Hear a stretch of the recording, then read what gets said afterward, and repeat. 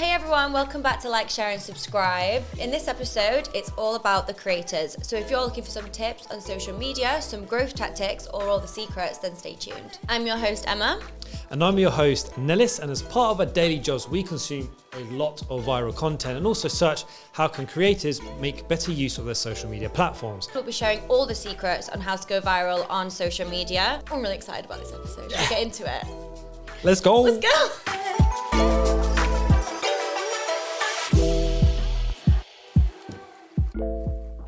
Okay, so we have to begin with Instagram, of course, and what better place to start than with what's trending at the minute across audios. So audios are obviously what you can hear across all of the reels. There's a lot of trending songs in there, a lot of trending original audio as well, and I just need to share some of my favourite ones to make sure, because I know you have a particular favourite one. Wait, hold on a minute. I just want to make it very clear. It's not it's my your favourite favourite song at the minute. It's not. It's your favourite song. I do like it. But it's one that's gone viral. Okay, well, we've led it up now, so you have to speak about that. Me? Yeah. Okay. Have you guys heard of the one where it's like... He's going to start singing again. No, I'm not. After the last episode, it goes, I blew you off. No, it was... Sorry, I blew you off. I'm gone to lunch with Microsoft. Beat that boy with a bat. Damn, sorry I blew you off. I was doing lunch with Microsoft. What I do find really interesting actually about audios is that if I'm just like living my life, normal day, and I have a song stuck in my head, it's usually because I've been spending too much time on Instagram, on the reels, and there's a trending song happening. So what other ones have you seen? Jack Harlow, First Class. Oh yeah. I've not been able to get that song out of my head for about 2 weeks.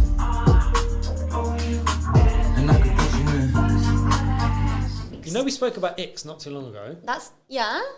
Now I'm seeing that song on every story, every reel, everything you could possibly think of. It's everywhere now. I'm starting being a bit like... That song's an ick. That's interesting, because you said you didn't have any icks. I know, but I'm actually developing one now. Yeah. No, but I actually love that song because I was a massive Fergie fan from Black Eyed Peas. Oh, right, okay. So it's glamorous in the background, isn't it? Like mixed in. So whenever I hear that, like, I'm not going to sing, you're the singing, Alice. I get really nostalgic and I really like that song. But obviously there's a couple more. So have you heard Tom's Diner? Yes. You have heard that one? I thought I was going to have to yeah. start singing one. I'm obsessed with that one. No, but That's I mean, great. I'm sure the people listening or watching will want to know what it is. So we'll play it. I am sitting in the morning at the diner on the corner. Oh my God, no, I have to say another one. Go on. Because this actually isn't a song, this is just audio. Yeah, go on. And it's when Keira Knightley goes, I look quite pretty. Have you not seen that one? Yeah. No. Oh my Actually, God, no, it's I haven't. hilarious. No. That one's great. It's hilarious. What, she just randomly says it? Or No, I think it's from Love Actually. Right. But like loads of people are just adding it into loads of hilarious Instagram reels and it makes me laugh. So let's discuss why audios work. It's because these audios are being recognized, people are familiar with them, so they get indexed the more popular they become. So if you're scrolling through Instagram and a trending song catches your attention, you'll spend more time on that content. I can't lie. Also, I remember creating a reel and TikTok, which we'll get into in a minute, but I created a video that had absolute no relation to the audio, but I whacked it on just knowing it would be like in the algorithm. Oh, you did? Did it yeah, work? Yeah, of course it worked. It works, exactly. Case in point. Yeah. Exactly. And moving on into tip number 2. So this is all about the portrait mode. So if you're going to upload a video, please, or even a photo, if you can, please refrain from doing it in square. When I see someone upload in square, I'm like... That's an ick, isn't it? Oh, it's an ick. I've developed 2 icks today, and another one is square photos or square videos. So please don't do that. Reason being is, on Instagram, the average attention span is about 3 seconds. So can you imagine when you upload 4x3, which let's just call it vertical, fills up most of the screen, and as you're scrolling through, it takes up most of the screen. Yeah. So naturally, automatically, you're more enticed to it because you see more of it. Catches your eye, and of course if the content is good alongside that, people are more likely to stay and watch past them 3 seconds, because how many times have you been scrolling, and you suddenly see something big? I remember when I first saw that actually, and I was like quite intrigued as to how did they do it. It looks so much better on the feed as well. So that is a major one. Please do not do things in square. If you can obviously avoid it, sometimes you can't. I actually have something to add about this as well. Like, we need to remember that Instagram is so saturated, okay? It's really hard to get your content seen on Instagram. So if you're posting in this portrait mode, which actually, if you do take a vertical photo anyway, Instagram will automatically put it into vertical. It won't stretch it to square anymore, which is really good. So stick to that, because you're then taking up more real estate on the feed. So people are spending longer on your post automatically without even thinking about it. Instagram then likes that, and it pushes your post to more people. So and let's not lie, if Instagram are doing that for you and then you decide to not take that and then do it in no square, complaints. then, yeah, you can't complain about getting, oh, look at me, I just got 2 likes instead of 200. Okay, so that actually takes us perfectly into our next point, which is jumping on trending content themes. One of my favorite trending content themes is a photo dump. Now, I personally love these. I do think you're either really good at them or you need a little bit of work on them. Like, you need a little bit of work on them, I think, Nellis.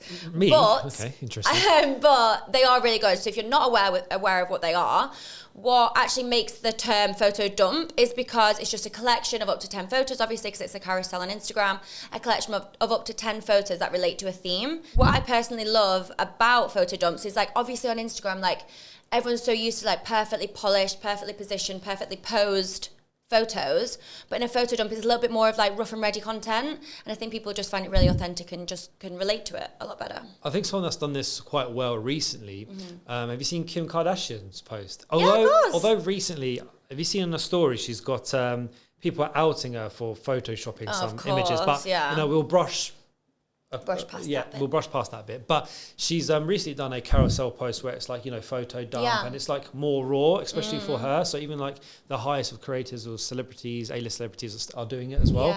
And do you know what? It's almost like a story-led thing. So if it's like a holiday, you can do like, like a story in your day. So it's a really good tactic to use at the moment. There are a few more trending content themes that you can do, right? Yeah, such as a day in a life. People have been doing that a lot on stories and on post and even as reels, and also a get ready with me. Oh, I love a get ready with me. You love a get ready with me? I love them. Just easy content to consume, isn't it? Yeah, exactly. So these are all things that you can implement to boost your content. Okay, so we have spoken about what audio you should be using on Reels, but let's talk about Reels in more detail. Recently, Adam Morrissey, the head of Instagram, shared an update with everyone, one of his Instagram Reels. People expressing themselves is the heartbeat of Instagram. It's what makes Instagram work. I've talked a lot this year about how creators are incredibly important to Instagram's future. He shared 3 new updates on one of his Reels, the most important being ranking for originality. That basically provides, or is trying to give creators more credit for when they produce original content on Instagram. And something that is really important, possibly one of the most important Instagram tips that we're going to share today, is stop posting your TikTok to Instagram Reels. Like, it's so important. Like, Instagram is begging you to stop doing that. So do it. It basically means that if you're going to save your, obviously, like when you post on TikTok, usually if you have the settings saved, then it will just save your TikTok directly to your camera roll. So if you then upload that directly to Instagram and it has a little TikTok watermark on, Instagram recognizes that and it's just going to down rank your content. It just won't get very good reach.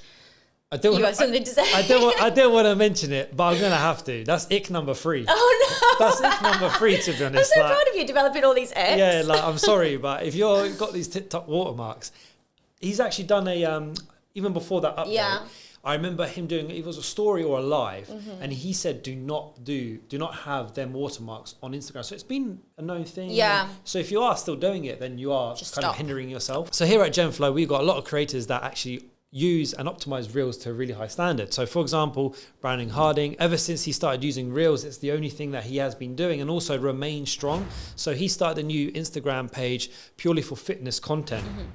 And it was a brand new, fresh page. And I think he's just about to hit 200,000 and was on about 100,000 followers about a week and a half ago. And all he's been doing is purely Reels. And it's been working. The engagement, the obviously the follows, the likes, the comments has been all super positive. So it's using these new features that Instagram are implementing and also following. It's almost like a trend, isn't it? 100%, like if it's something you should do on Instagram, do it. And clearly it's working. It's grown like 100K in almost just a week. Yeah. And if we're going to stay on Instagram Reels and just talk about the updates that Instagram is doing, obviously it's going to be pushing Instagram Reels to compete with TikTok. So if you actually search for a hashtag, it's actually being rolled out with a couple of creators now, so we'll see what actually happens. But usually you get the 3 options, so top, recent, and then Reels. It actually wants to remove the recent column, so you just have top and Reels. So it's obviously trying to push Reels, so everyone just needs to get on board with it. Right, so on to, let's call it my baby. There we go. YouTube. So I'm going to give you a few little lowdowns, a few little tips and tricks on YouTube, and the first one being thumbnails. So the very first thing that you want to do, and I always say this, is create the title and the idea of a video and thumbnail first before actually creating the video. That's a good when tip. you have that set in stone, you know what the title is, you know what the video is going to look like almost visually just based on that thumbnail. Obviously, you might need the assets from the actual video that you're doing, but just have in mind what you're going to be doing. And trust me, you'll save a lot of time, hassle, stress as well, and the video will come out better. Once that thumbnail is on YouTube, be sure to track the click-through rate. The click-through rate is one of the most important things. You want an average of 10%. If it's lower than that, then again, yes, you want to obviously increase it. And one of the ways is simply change your thumbnail. Even if that's you've just uploaded after 2 hours, the click-through rate is about 3-4%. Feel free to change the thumbnail until you get a good click-through rate. If it's over 10%, obviously that is a good average, but again, you can experiment. If you want to get even higher, obviously it's recommended, but on average, make sure your click-through rate is 10%, and you can check that in your YouTube studio. Last thing on thumbnails is be sure to make it eye-catching. Do not use too much text. If you do use text, add in 2 or 3 keywords that represent the video. The rest should be all visuals. That will make it really strong and stand out from everyone else. Okay, so the next tip would be all about YouTube tags. Now, historically, YouTube tags are on the video. However, keywords are plucked from the title, description, and of course, the video tags. You want to be using video tags that relate to that video, of course. Otherwise, when people are searching on YouTube, for example, let's say it's a fitness workout, you want to have fitness workout. Obviously, if it's an arm day, have arm in there, but you need to do research in these keywords. So there are ones that are trending more. There are breakthrough trending keywords that you can put in there. And these are all from social platforms, but there's also softwares out there such as TubeBuddy, vidIQ that you need to install to check what is trending. Use these keywords. It will help you so much, especially if you're a smaller content creator. It will help get your content found on YouTube more often than not. Of course, if you're a YouTuber with 2-3 million subscribers, what they tend to do is actually not do as many tags. You start to get a little bit lazy. But yeah, I know it happens. But if you're consistent and do include these tags, then yeah, it will make a huge difference to your videos. Okay, so let's move into tip number 3 for YouTube, which is a personal favorite of mine, YouTube Shorts.